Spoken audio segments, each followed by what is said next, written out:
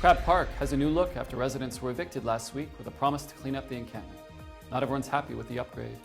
It's a new location for an overdose prevention site, but the short move 2 streets over isn't enough for the mayor. 30 years after Kurt Cobain's tragic death, local record stores say Nirvana album sales have remained steady throughout the decades. It's April 4th. I'm Jamie Wong. And I'm Emily Best. These are our stories today.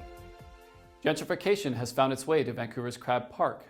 Residents returned to the waterfront park after they were evicted last week as part of the city's controversial cleanup plan. Edmund Haley was on location and has more. Today, residents of Crab Park encampment are returning, and the settlement looks completely different than it did when they were there last. Yeah, I would say the biggest thing is actually it's just upholding a promise we made to these folks. Good morning. People were temporarily moved 1 month ago due to health and safety concerns. There was a significant buildup of garbage. Crews removed more than 90,000 kilograms of debris and material, as well as propane tanks and generators. So we moved them to a temporary space to allow a cleanup so that they can then move back in and set up their tents and canopies in a space clean and hygienic. The city has used pylons to mark each 9-meter squared shelter site for the 27 residents. I had nowhere to go. Okay. And I've been here for like 2 years. Larry is unhappy because he says the crews took his possessions and threw them away without his permission during the cleanup process. Well, I didn't have time to get all my stuff out, and whatever was like, they came and took all my shit. Larry said many of the residents were opposed to being moved. However, Parks and Recreation believes they are building a positive future for residents of the encampment. Built really good relationships with those sheltering in the park here. We knew what was important to them, and we worked with them to make sure that we could create a clean space. Housing Vancouver's 10-year strategy, which includes a plan to build more affordable housing for low-income people, has yet to take effect. For now, the residents of Crab Park have found shelter in their tents next to the ocean. This is Edmund Haley, Langara Voice. The proposed relocation of a downtown overdose prevention site has garnered criticism from Vancouver Mayor Ken Sim, who had another location in mind and wishes the city had been consulted. The Thomas Donaghy overdose prevention site was recently relocated just a few blocks from its previous location at Seymour Street over to Howe Street in downtown Vancouver. To some of the neighbors, this was good news. Well, I'm happy that it's moving because it just attracted the wrong element. Mayor Ken Sim voiced dissatisfaction about the relocation as he feels it would have been better for the site to be closer to St. Paul's Hospital. Could magic mushrooms be the new cannabis? Advocates push for safer and easier access. Find out more after the break.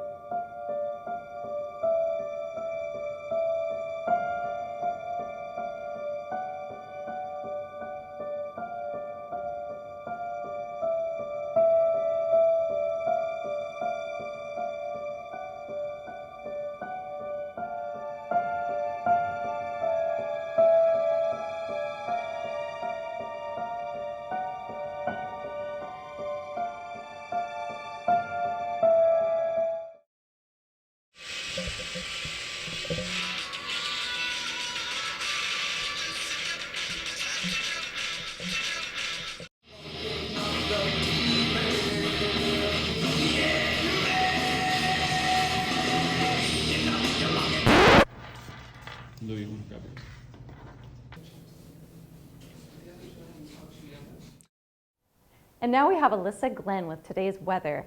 Allie, what's it like out there? Thank you, Jamie and Emily. It is a bit windy in Vancouver here today with about 12 degrees, but hopefully the sun will shine its way through later today. Metro Vancouver can expect up to 14 degrees tomorrow afternoon. Starting on Saturday, throughout the rest of the week up until about Wednesday, we can expect up to 40 to 50% chances of rain. Starting to clear up next Wednesday with highs of 13 degrees, finish off the end of next week with some chances for sun. So it's not all bad news then. Back to you guys at the studio. Mushrooms are being used in treatment by medical professionals, and according to advocates, the dispensing of the drug could be made safer. Users in their early 20s and 30s are increasingly using psychedelic drugs. And now, 2 Vancouver city councillors are hoping to regulate psilocybin, better known as magic mushroom, stores in British Columbia.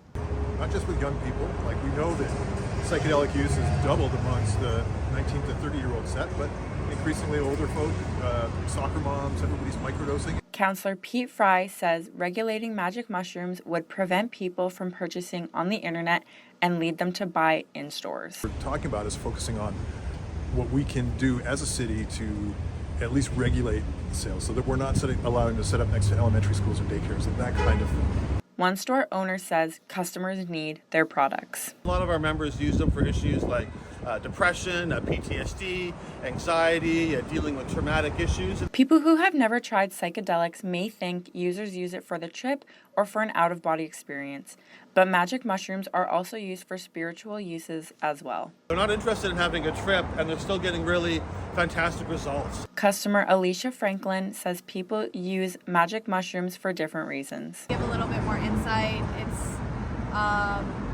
It can be used in a party setting, but it also can be used for like more spiritual purposes, like being able to just kind of, understand yourself a little bit more. One Vancouver lawyer said changes will not come quickly. Many decades to come to the point where we are now, at least here in British Columbia, where possession of it is legal and can be sold and purchased, but the government controls most of it. City councillors Pete Fry and Adrian Carr are bringing forward a motion on April 10th to give mushroom shops a similar license as cannabis shops.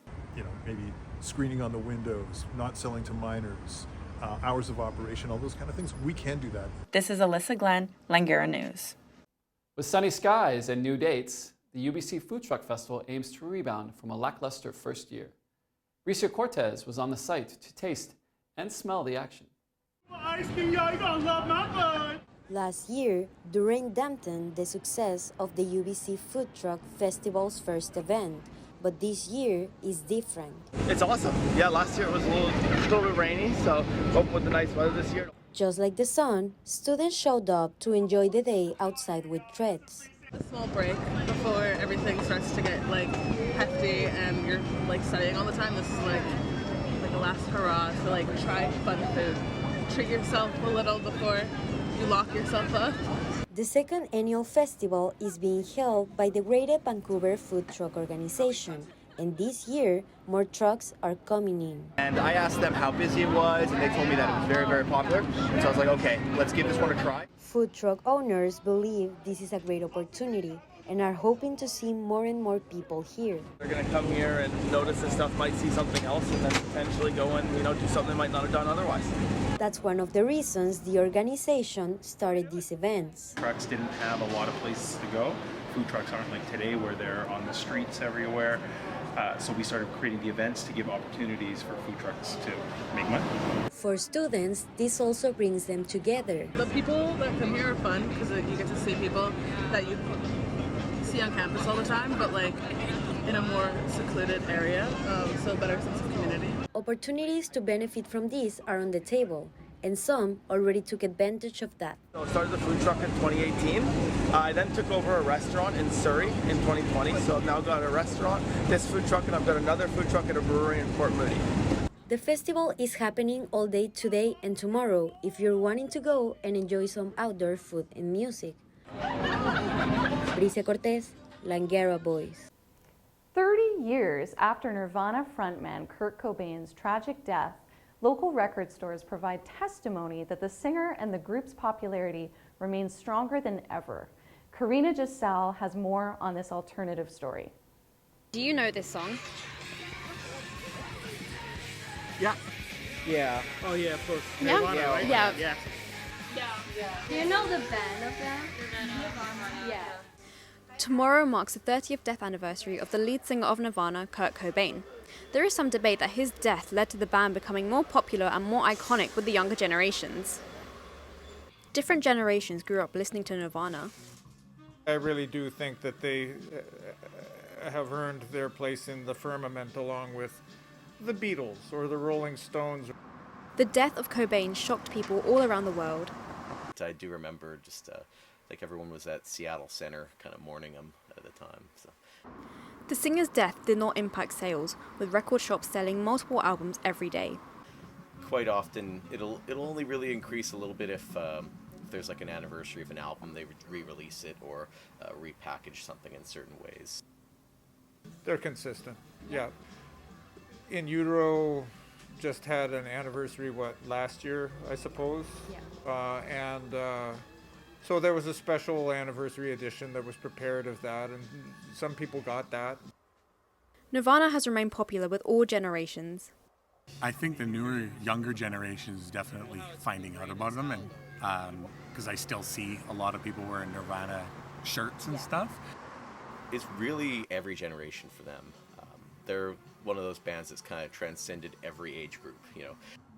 Nirvana is still recognized for the groundbreaking punk rock legacy, rather than a band with a tragic ending. Karina Jassel for the Langara News. So Emily, what does Nirvana remind you of? Good question. When I think about Nirvana, I remember probably being in grade 6 and watching like the Much Music countdowns on like Channel 39 and seeing Smells Like Teen Spirit on TV for the first time, and that music video blew my mind. What about you? I mean, it is one of the greatest music videos of all time, but I was a Pearl Jam fan growing up, and as I've gotten older, Nirvana was a band that I really kind of grew to love and admire, and yeah, it's crazy to think it's been 30 years. Yeah, it's pretty iconic. Yeah, iconic is a great word to use. I'm Jamie Ma. And I'm Emily Best. Thanks for watching.